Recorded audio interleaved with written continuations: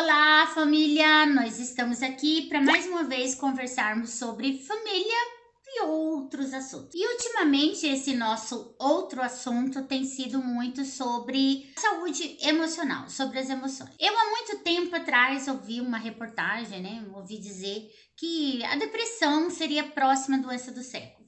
Que os problemas de pânico, doença mental, alterações dos processos mentais seriam coisas assim corriqueiras.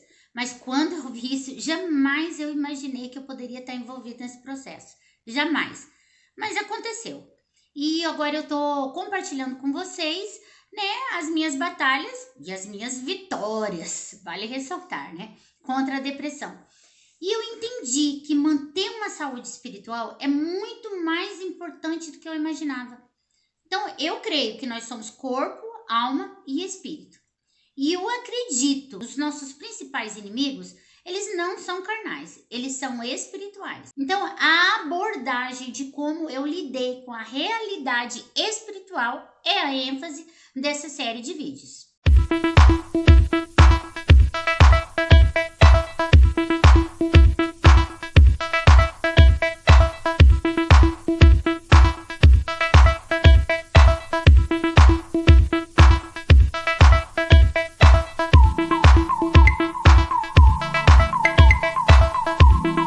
Eu tenho visto e discernido o seguinte, que esse ritmo frenético em que a gente vive, conduzido pelo diabo, por um governo mundano, que viabiliza só as satisfações carnais, momentâneas, instantâneas, essas situações já criam um ambiente doentio, já criam uma atmosfera que viabiliza essa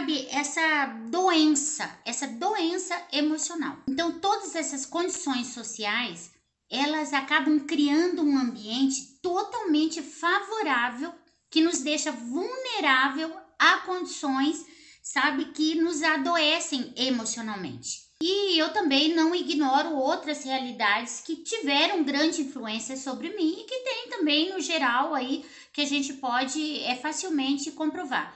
Que são a questão da falta de sono, falta de descanso, uma alimentação inadequada, as mudanças hormonais, bem como a própria ergonometria, de como o nosso corpo se adapta às novas tecnologias e entretenimentos e essas novas formas de trabalhar e como a gente cuida da nossa mente e se faz necessário muito mais do que nunca a gente entender a nossa limitação. Porque a sociedade moderna, ela vai forçando o nosso limite até o extremo.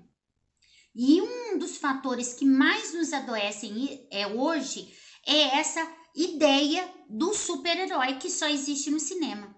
Então, nem eu e nem você vamos dar conta de tudo, vamos fazer tudo. Não existe. O super-herói é uma invenção do cinema.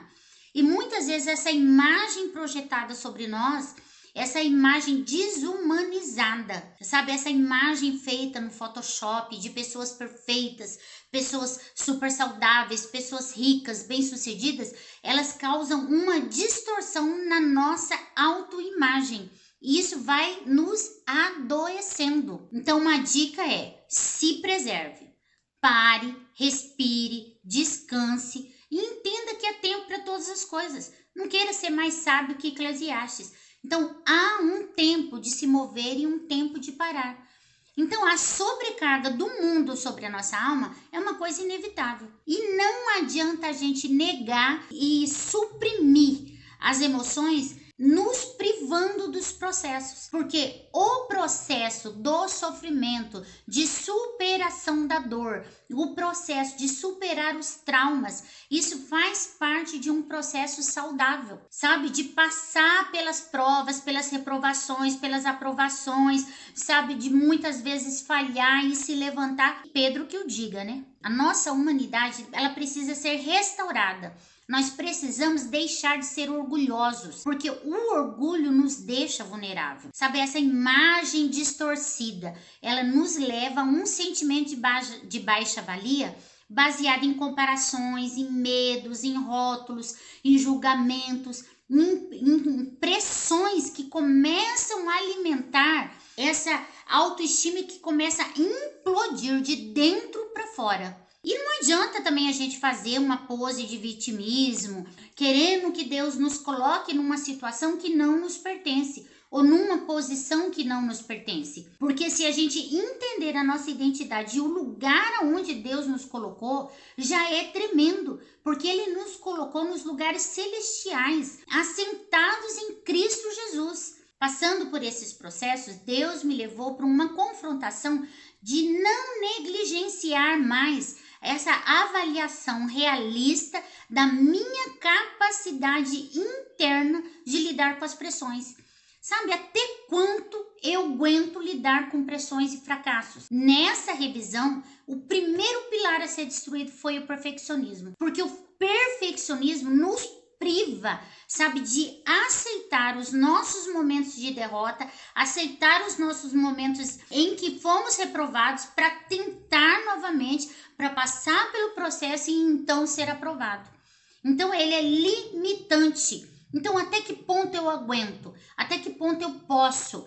Até que ponto eu controlo?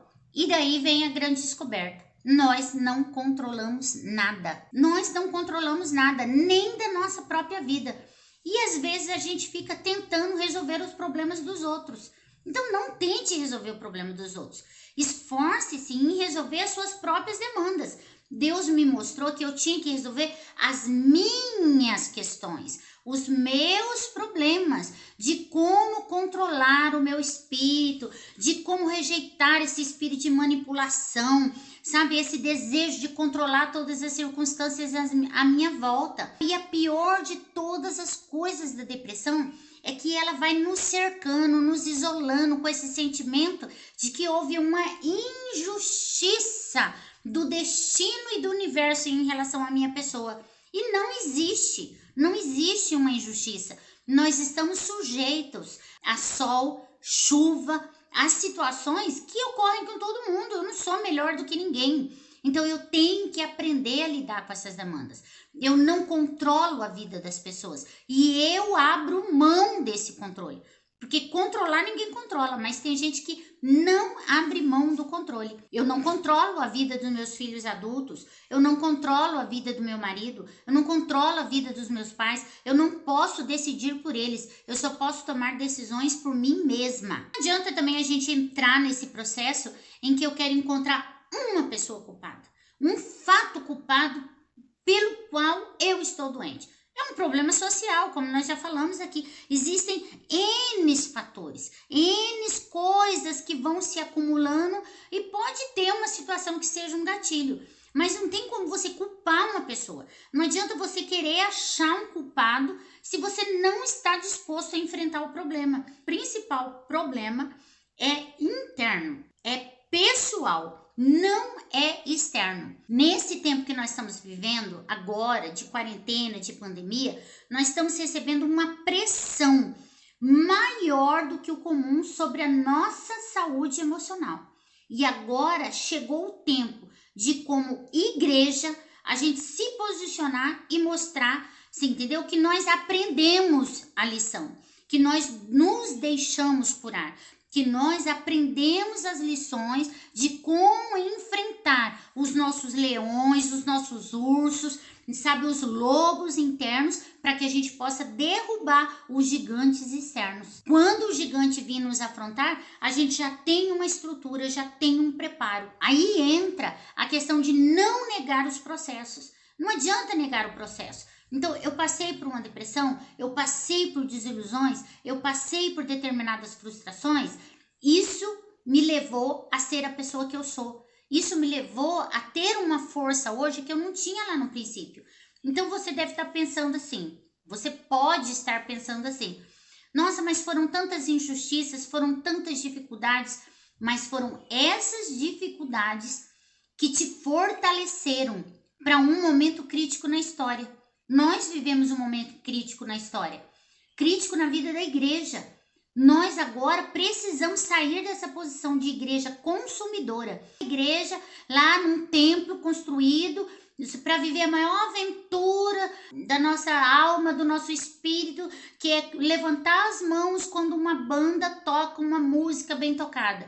Não, essa não é a maior aventura. Esse não é o nosso maior desafio. O nosso desafio hoje, o nosso maior desafio é ser igreja, é amar, é não deixar se esfriar, apesar de todos os medos, de todas as inseguranças, não nos deixar paralisar. O nosso maior desafio é preocupar com o outro, é ofertar na vida do outro, é ligar para o outro, é olhar para fora e ver a necessidade do outro e não ficar só cultivando o vitimismo. O nosso maior desafio é ter a visão espiritual desse novo tempo que se constrói, desse tempo onde a igreja está sendo preparada mais do que nunca, para algo que vai culminar em um momento glorioso, esplendoroso, num momento que vai ser o encontro de Cristo com a noiva. Então, não chegou. Bastou o tempo da gente ficar olhando a circunstância. Chegou o momento dos filhos de Issacar se posicionar e fazer o discernimento dos tempos.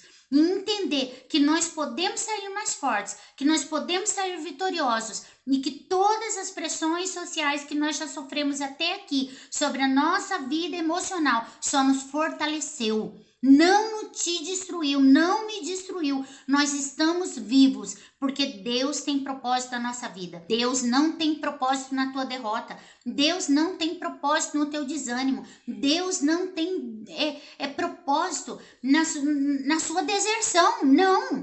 Deus tem propósito na tua vida, no teu engajamento, na sua disponibilidade em servir, porque isso é ser igreja. O propósito de Deus é que o nome dele seja proclamado através da vida da igreja. Nós somos a igreja. Agora chegou a hora da igreja falar, da igreja gritar, da igreja agir, da igreja amar. Nós somos essa igreja. Então, meu irmão, tempo de se posicionar, tempo de esperança. Vim de verde hoje para falar de esperança. Nós temos uma viva esperança.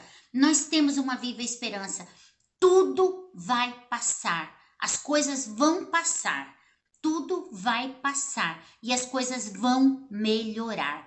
Fique em paz, fica com Jesus, entrega o teu coração para Deus e não caia nas armadilhas mentais, nos enganos mentais, nos erros, círculos tóxicos de pensamentos. Foca em Jesus Cristo, autor e consumador da nossa fé. Amém? Um beijo para você.